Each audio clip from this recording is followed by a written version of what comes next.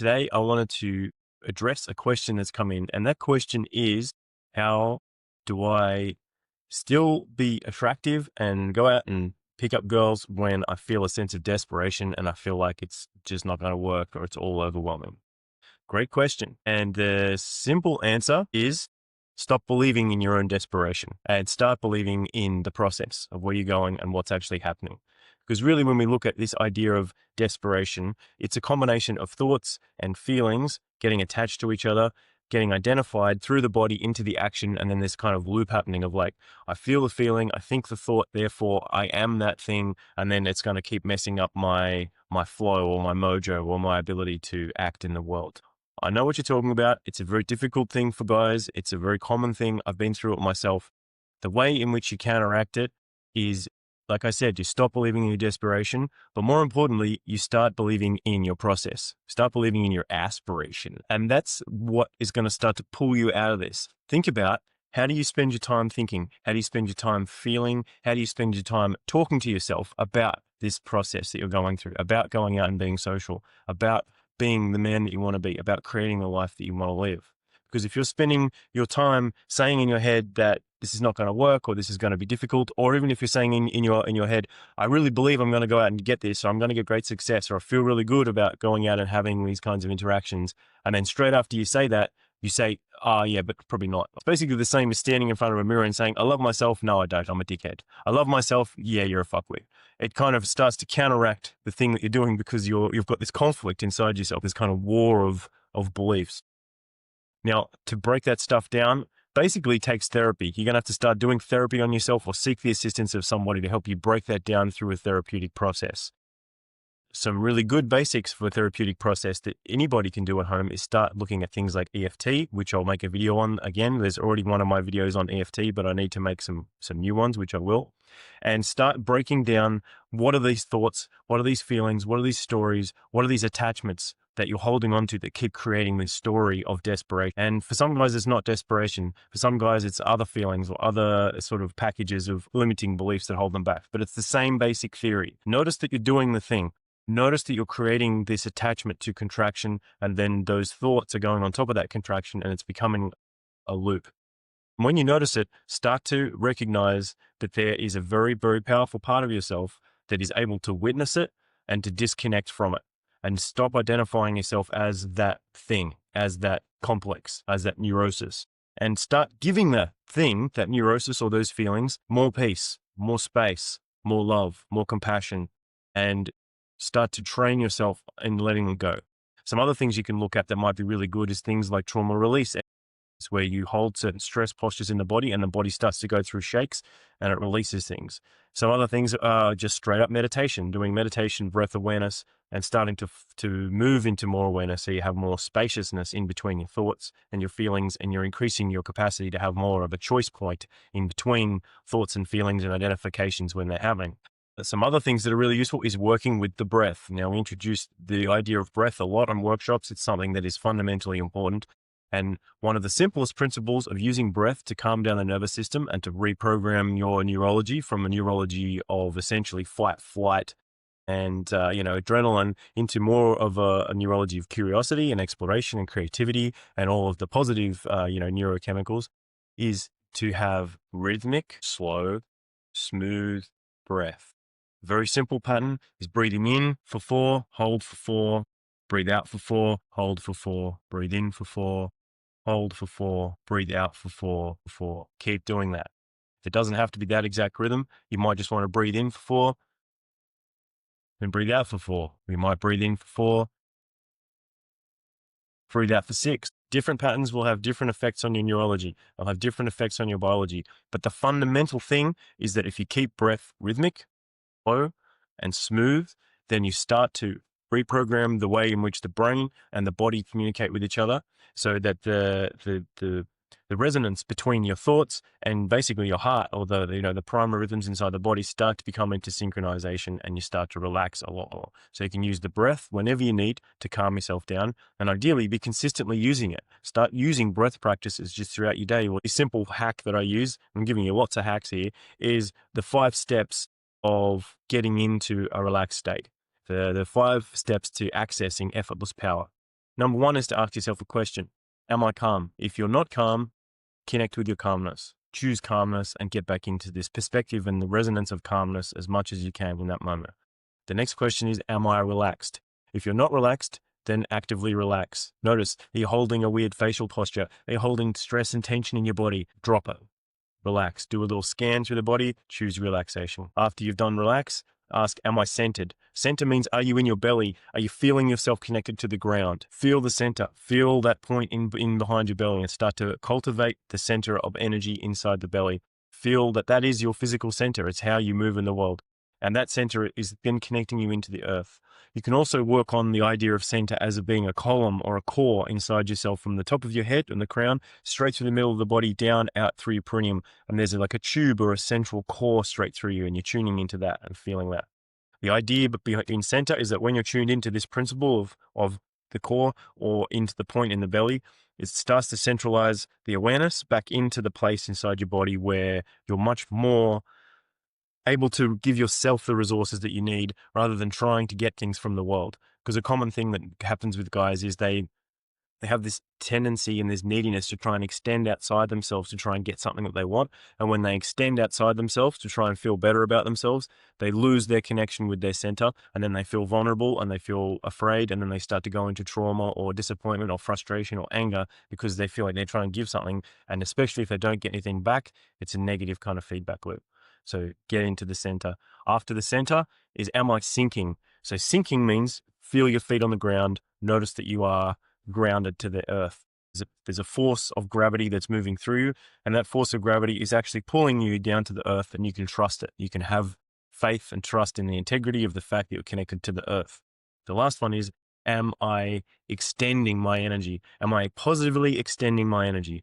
And what that means is, am I opening myself to the possibility of just being really present in the moment and expanding out into the world as a part of me as well? Because a big thing that happens with guys when they start to get into this feedback loop, and I see it a lot in the pickup world, because guys tend to get in these feedback loops where I've got to learn pickup so that I can get good with girls, so that then I can start to feel good about myself, and then I can finally relax. And then what they're actually doing is moving out in the world with this idea that I need to go and clock up as many transactions as I can, pick up transactions. I need to collect pickup transactions, and then I'm going to be good. Now it creates a kind of a negative feedback loop. What we do to pop that out is we start to focus on interactions. So how about you just focus on interacting with the world? Interact with the fact that you're actually experiencing space and you're seeing and feeling the world around you. Interact with the fact that your body is calm, relaxed, centered, and sinking into the moment, into the world. Then it's able to relax into the world and experience the flow of interacting with the world. And then after you've got those 5 principles of effortless power starting to work with you, then you can start to just go into a bit more of a flow. And then what we also teach on workshops, which is very important, is always warm up. Always be warming up, especially if you want to be outgoing and social all the time. Smile at people, wave at people, say hi to people, give people compliments.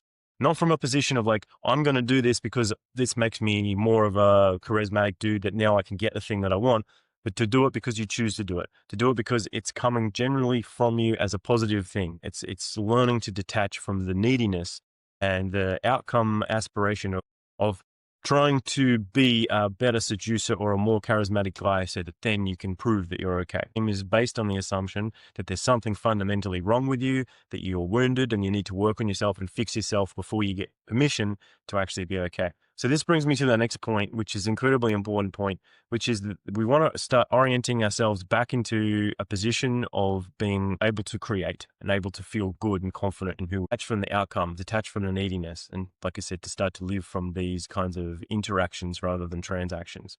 And how we fundamentally start to do that is we recognize that core inside of ourselves, and we start to relax into it a lot more, and we start to allow it to become the primary driver. It's almost like we start to let go to ourselves. We start to open to ourselves, and we start to let that come into the world.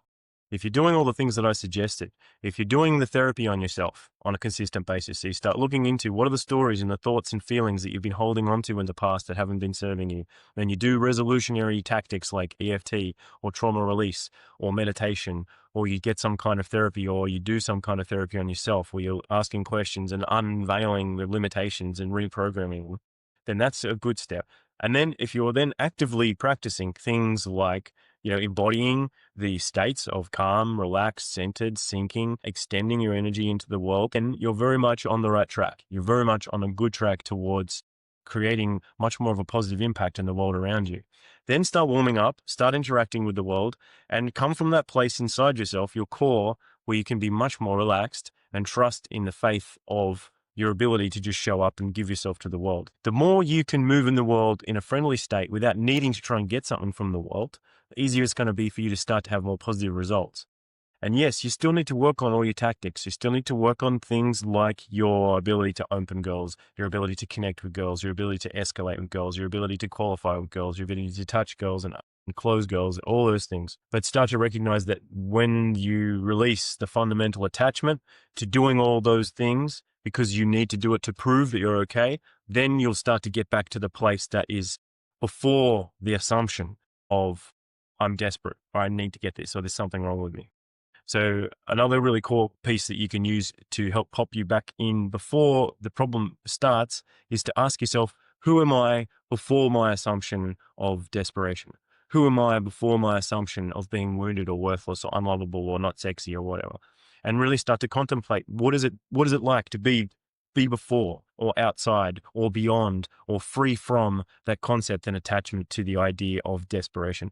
And then that'll start to show you that there's something or someone watching that process of identification to the desperation. And ideally, if you get the pop and you can be clear of it, then you can cut the attachment point to it. You can start to say, that thing is actually not me. This thought and feeling process that I'm identifying as me is actually not me. And therefore, I can just let it be there without identifying with it. And then I can start to work on all the other things in the background, which are actually more important. I can work on my aspiration. I can work on my levels of forward momentum. I can work on the good stuff that really matters in my life.